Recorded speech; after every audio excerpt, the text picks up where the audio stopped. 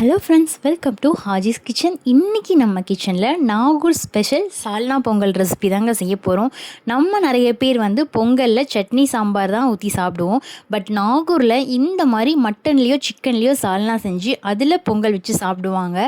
இந்த ரெசிபியை நான் எஸ்டர்டே ட்ரை பண்ணியிருந்தேன். உண்மையாலுமே அல்டிமேட்டாக இருந்துச்சுங்க. இந்த ரெசிபியை எப்படி செய்யுதுன்னு பார்த்தலாம்.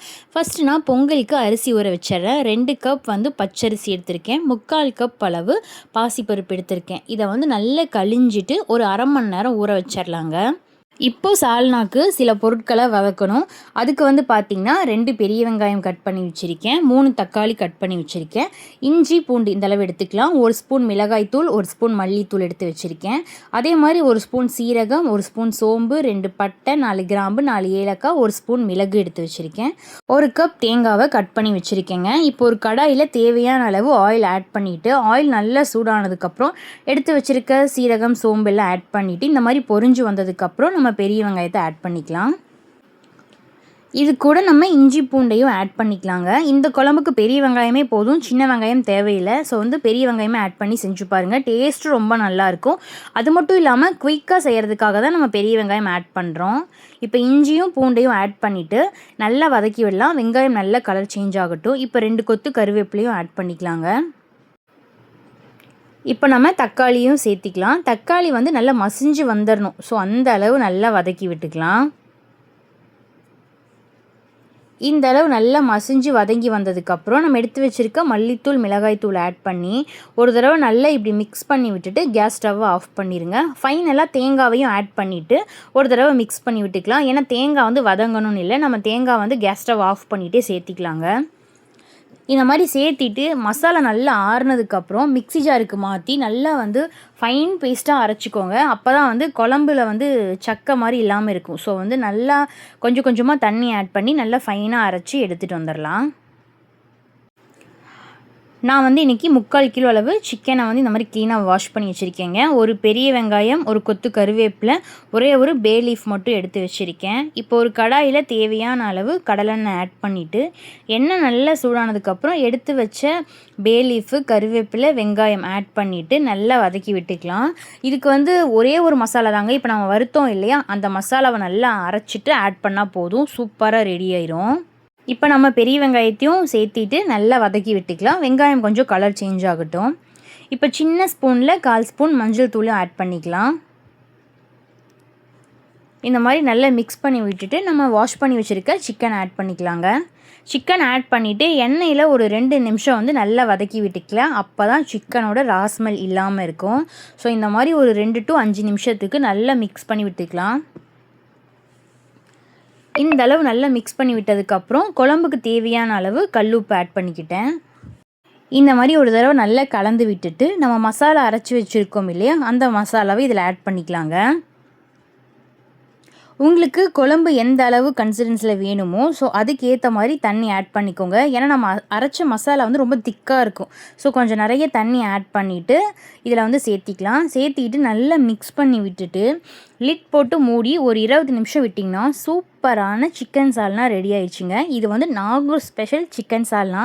டேஸ்ட் ரொம்ப சூப்பராக இருந்துச்சு. கண்டிப்பாக ட்ரை பண்ணி பாருங்கள். இப்போ நம்ம மூடி போட்டு ஒரு 20 நிமிஷம் விட்டால் போதுங்க. ஏன்னா சிக்கன் சீக்கிரமாக குக் ஆகிரும். இதே மெத்தடில் நீங்கள் மட்டன்லேயும் செய்யலாம், ரொம்ப நல்லாயிருக்கும். நான் கொஞ்சம் திக்கான கன்சிஸ்டன்சி வேணும், குழம்பு கொஞ்சம் கெட்டியாக இருக்கட்டும்ன்ட்டு கொஞ்சம் திக்கான கன்சிஸ்டன்சியில் ஆஃப் பண்ணிட்டேன். ஃபைனலாக மல்லி இலையை மட்டும் ஆட் பண்ணிவிட்டு கேஸ் ஸ்டவ் ஆஃப் பண்ணிடுங்க. சூப்பரான சிக்கன் சால்னா ரெடி ஆயிடுச்சு. ஸோ இந்த சால்னா பொங்கலுக்கு மட்டும் இல்லைங்க, நம்ம இட்லி, தோசை, சப்பாத்தி, புரோட்டா எல்லாத்துக்கூடையும் சைடிஷாக சாப்பிட்லாம். பட் இந்த மாதிரி பொங்கல் கூட சாப்பிடும்போது ரொம்ப டேஸ்ட்டாக இருந்துச்சு. இப்போ பொங்கல் செஞ்சிடலாம். நான் அரிசியில் இருந்த தண்ணியெலாம் வடிச்சிட்டு இப்போ அரிசியும் பருப்பையும் குக்கரில் ஆட் பண்ணிக்கிட்டேன். தேவையான அளவு கல்லுப்பையும் ஆட் பண்ணிக்கலாம். கூடவே 2 ஸ்பூன் அளவு நெய் ஆட் பண்ணிக்கிட்டேங்க. இப்போ நம்ம அரிசி கப்பில் அளந்தோம் இல்லையா, அந்த கப்பில் 1 கப் அரிசிக்கு 4 கப் அளவு தண்ணி ஆட் பண்ணுங்கள். தண்ணி உங்களால் முடிஞ்ச அளவு நிறைய ஆட் பண்ணால் நம்ம பொங்கல் குழஞ்சி தான் சாப்பிடுவோம் இல்லையா, ஸோ தண்ணி நிறைய ஆட் பண்ணிக்கலாம். இதுக்கு மெஷர்மெண்ட் தேவையில்லை. பட் நம்ம எடுக்கிற டம்ளர்லேருந்து 4 மடங்கு எக்ஸ்ட்ரா எடுத்துக்கோங்க. இப்போ நான் மூடி விட்டு லிட் போட்டு ஒரு 5 விசில் விட்டுட்டேங்க. இப்போ ஒரு கடாயில் நிறைய நெய் ஆட் பண்ணிவிட்டு எடுத்து வச்சுருக்க சீரகம், மிளகு கூடவே இஞ்சி, கருவேப்பிலையும் ஆட் பண்ணி இந்த மாதிரி நல்லா பொரிஞ்சு வந்ததுக்கப்புறம் ஒரு 30 முந்திரியை 2 உடச்சி வச்சுருக்கேன். அதையும் ஆட் பண்ணிவிட்டு முந்திரி நல்லா கலர் சேஞ்ச் ஆனதுக்கப்புறம் கேஸ் ஸ்டவ்வை ஆஃப் பண்ணிடலாங்க.